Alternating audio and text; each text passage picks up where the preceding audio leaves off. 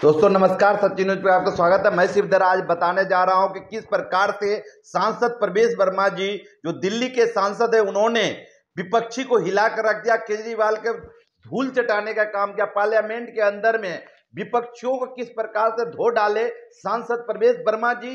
इस खबर के लिए बने रहे सचिन न्यूज के साथ। लाइक करें, सब्सक्राइब करें, शेयर करना ना भूलें और देखें किस प्रकार से लोकप्रिय सांसद प्रवेश वर्मा जी ने पार्लियामेंट के अंदर विपक्षियों यानी खास रूप से आम आदमी और कांग्रेस और अन्य पार्टियों को किस प्रकार से धो डाले।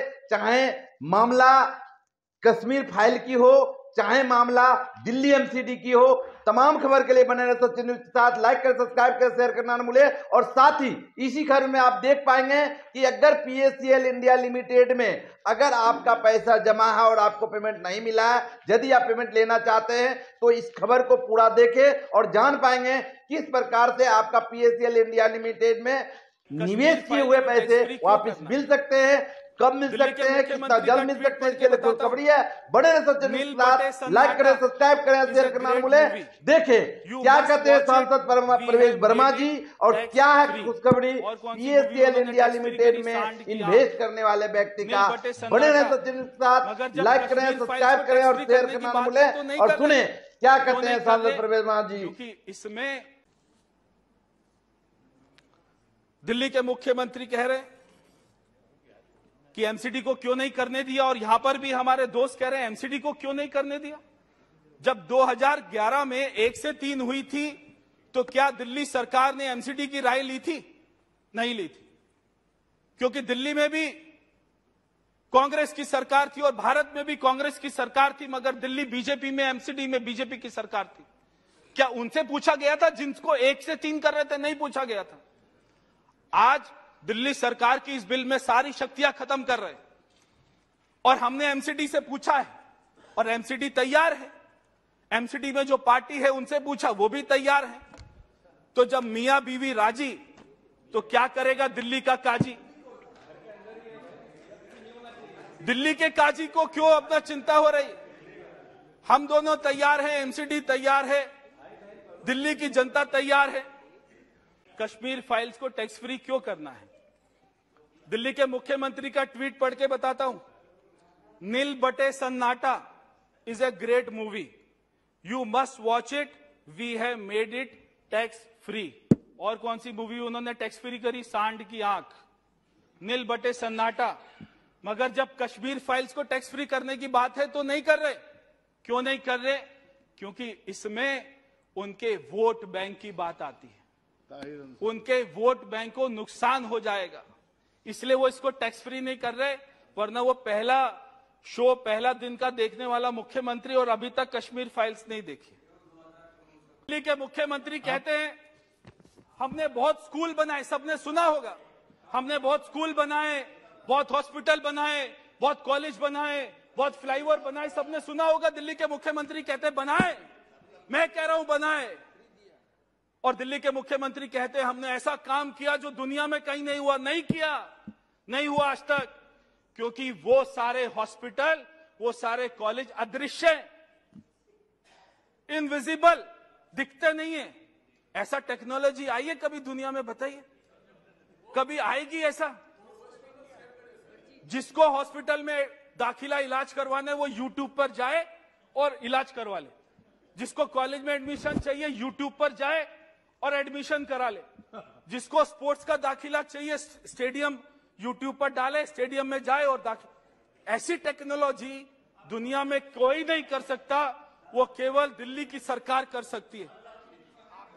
के साथ साथ पीएससीएल इंडिया लिमिटेड में जिन लोगों ने पहले अपना राशि जमा किया था, पिछले 7 साल 8 साल से वंचित हैं, जिन्हें पेमेंट अभी तक नहीं मिला, वे लोग परेशान हैं, क्योंकि इसके अंतर्गत देश के लगभग 1/3 आबादी के लोग प्रभावित हैं। क्योंकि भारत के लगभग 40 से 50 करोड़ लोगों के राशि किसी न किसी रूप में पीएससीएल इंडिया लिमिटेड में प्रभावित है, क्योंकि लगभग इतने सारे लोग इससे इसलिए प्रभावित है कि उनके परिजन ने किसी न किसी रूप में पीएससीएल इंडिया लिमिटेड में जमा किए थे राशि, जिसे पिछले 7 से 8 साल से लगातार मांग होने के बावजूद भी उन्हें वह वापसी नहीं मिला, क्योंकि कीट फंड के तहत पीएसएल इंडिया लिमिटेड को बैंड कर दिया गया था, उसे रोक लगा दिया गया था, जिसे बहुत मांग होने पर आरएल लोढ़ा जो सेवानिवृत्त जज हैं यानी रिटायरमेंट जज के कमेटी बनाया गया था, उस कमेटी के माध्यम से पैसा देने की बात कही गई थी। लेकिन बड़ी खुशखबरी है पीएसएल इंडिया लिमिटेड में जो लोग जमा किए उनके लिए, क्योंकि अब उन्हें अपना मूल प्रमाण पत्र जमा करना है और उन्हें वह पैसा मिल जाएगा। और मूल प्रमाण पत्र जमा करने का पता है बॉक्स नंबर 66 बेलापुर डाकघर नवी मुंबई। जी हां, यहां पर आप कोरियर के द्वारा यानी कि डाक के द्वारा अपना मूल प्रमाण पत्र का फोटोकॉपी करके अपने पास रख लें और मूल ओरिजिनल पेपर को डाक के द्वारा रजिस्ट्री के द्वारा पोस्ट बॉक्स 66 यानी 66 बेलापुर डाकघर नवी मुंबई के नाम आपको जमा करना है। पूरा पता फिर से नोट कर लें, बॉक्स नंबर 66 बेलापुर डाकघर नवी मुंबई 400614। इसी के साथ साथ आपको यह जमा करना है आने वाले 30/6/2022 से पहले। जी हां, 30/6/2022 से पहले अपनी मूल प्रमाण पत्र जमा करें और आपका जो प्रमाण पत्र नंबर होगा लिफाफा पे जरूर लिखें और उसे फोटोकॉपी कराकर एक प्रति अपने पास रख भी लें।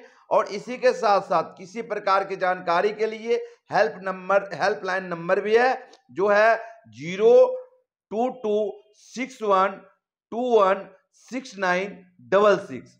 ये नंबर है जिस पर आप कांटेक्ट करके आप विशेष जानकारी ले सकते हैं। फिर से नोट करें, 02261216966। यदि आप हिंदी में लिखना चाहते हैं तो लिख लें 02261216966। ये है उसका हेल्पलाइन नंबर। इस पर अगर जमा करेंगे और इस पर बात करेंगे तो आपको पीएसएल इंडिया लिमिटेड में आपका जमा की गई राशि रिफंड मिल सकता है, वापसी आ सकता है। आप परेशान हैं, आपके परिवार के लोगों ने, आपके जो भी परिजन ने जिस प्रकार से आपकी राशि को जमा किया था, अपनी पेट को काटकर अपनी दिक्कत को सहते हुए, भविष्य के फ्यूचर को ध्यान में रखते हुए, वह रुपया आपको वापस मिल सकता है। बने रहे सच्चे न्यूज के साथ, लाइक करें, सब्सक्राइब करें और शेयर करना न भूलें। देखें और जानें और बने रहें सच्चे न्यूज के साथ। धन्यवाद।